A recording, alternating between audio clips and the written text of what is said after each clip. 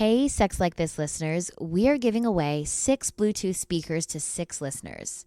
These custom Sex Like This Thumpa speakers are small but powerful, with a 33-foot wireless range and 4 hours of playtime, and they're water resistant. To win one, head to sexlikethis.com, click on the giveaway at the top of the website, and answer this week's question. What was the name of the amazing woman featured in episode 1?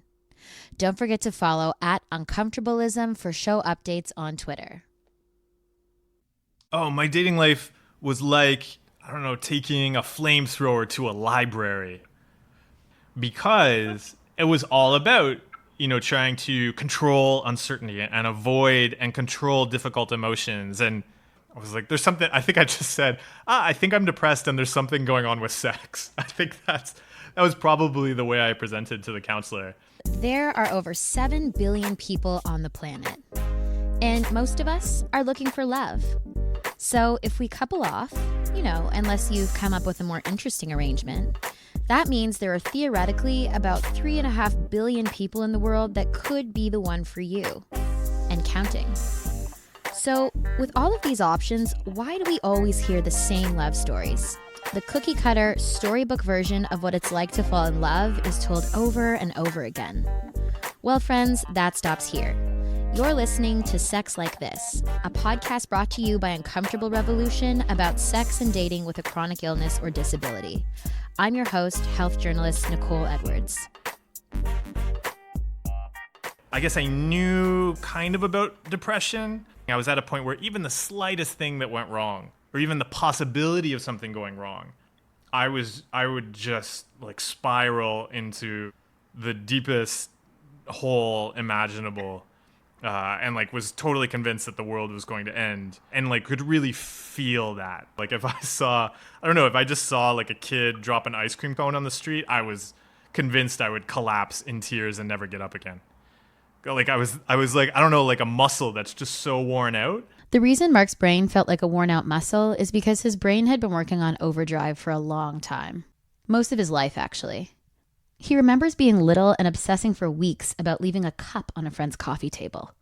He says that every time the phone rang, he was sure it would be his friend's mom calling to say that the cup Mark had left had made a ring on the table and they were going to have to throw the table out. Most of us would forget leaving a dish somewhere in a friend's house almost instantly. But Mark thought about it for weeks. And because this intense rumination was something Mark did for most of his life, he didn't have a reference point for whether or not the amount he was worrying was actually reasonable. It was just how he was. And he thought everybody's brain worked like that. It just became the norm. So the challenge then with that is that by the time things, I was much older, say in my 20s, I was really becoming very disconnected from reality, to the point that, I thought people were trying to poison me all the time. I thought I was always being watched in my home.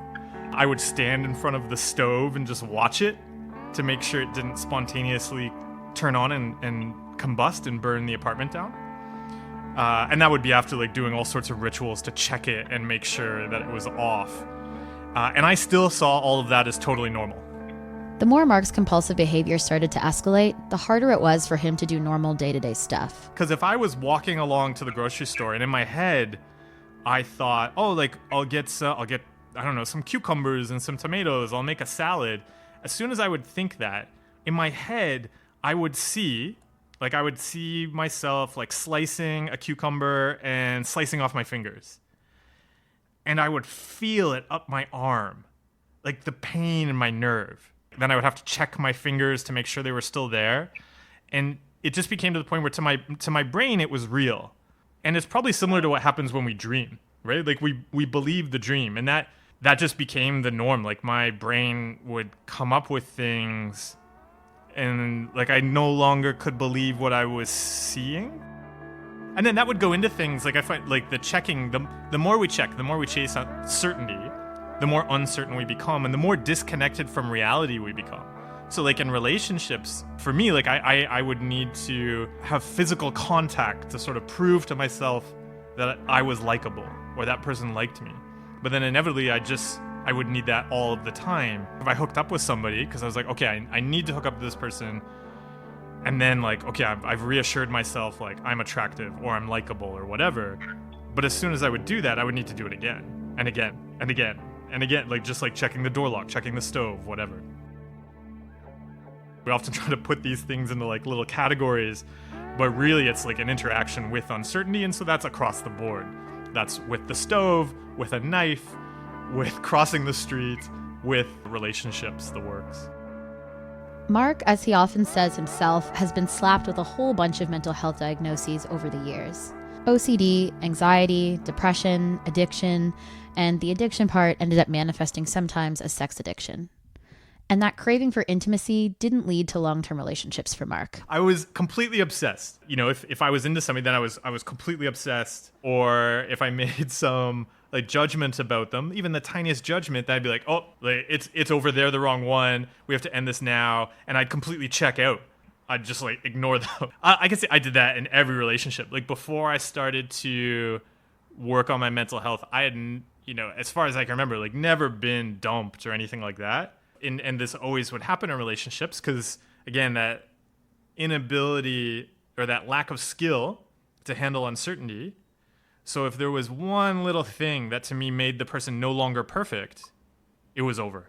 You know, a big part of something like that too is like getting into control and avoidance. So not only would I be trying to avoid feelings, I'd be trying to control the other person. Like I might be, and this hilarious thing always happens where, so if I've decided that this person I'm dating isn't right for me, I can remember doing this. I'd be like, okay, that person's not right for me, but I don't want to experience the pain of telling them that. So I'm going to make them dislike me now. Or I'm going to make them feel dissatisfied in the relationship so they break up. And like that kind of manipulating was something I did all of the time.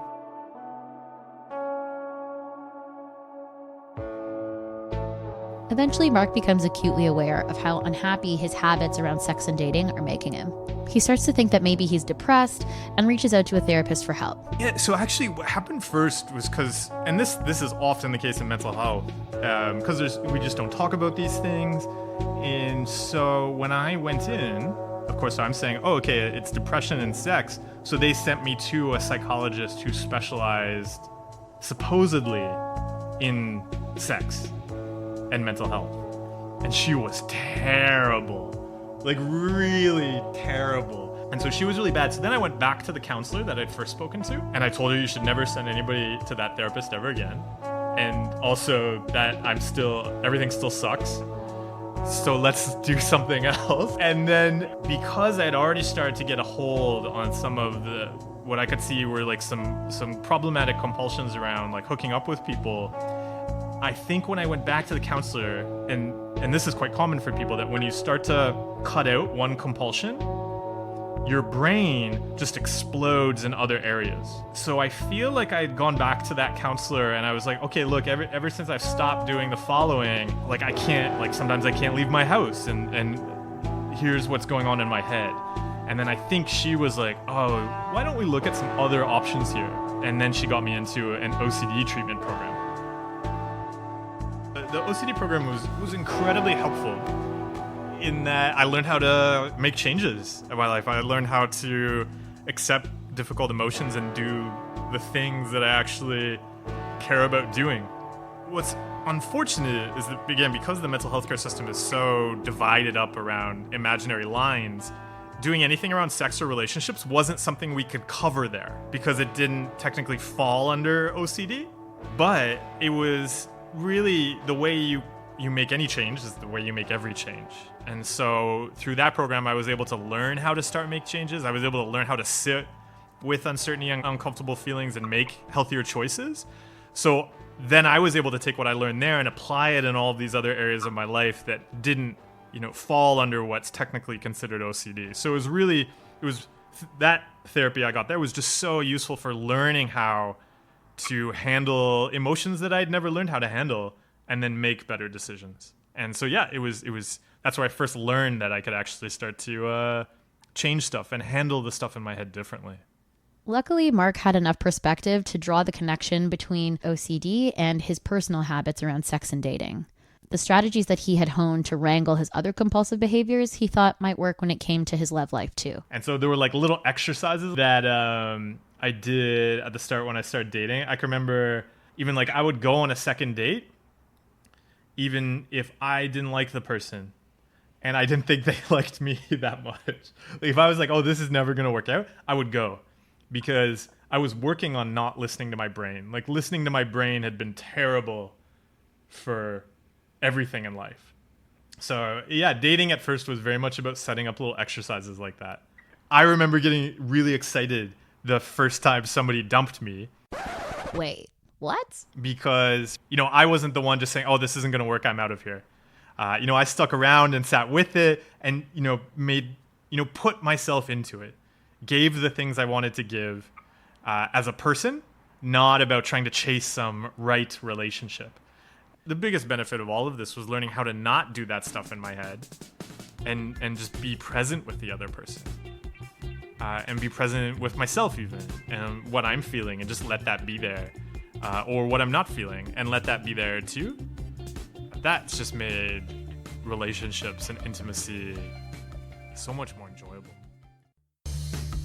Before we go, I want to tell you about Pandia Health. With Pandia Health, you'll never run out of birth control again because you can skip the trip to the pharmacy each month. They deliver. Whether you're on the pill, the patch, or the ring, Pandia Health has an option for you. And as a little added bonus, Pandia Health is the only women-founded and women-led reproductive health company specializing in birth control delivery. Enter code UREVOLUTION for $5 off your next order. That's the letter U, REVOLUTION, for $5 off. Sex Like This is an Uncomfortable Revolution podcast hosted and produced by me, Nicole Edwards. Please get in touch if you want to share your story.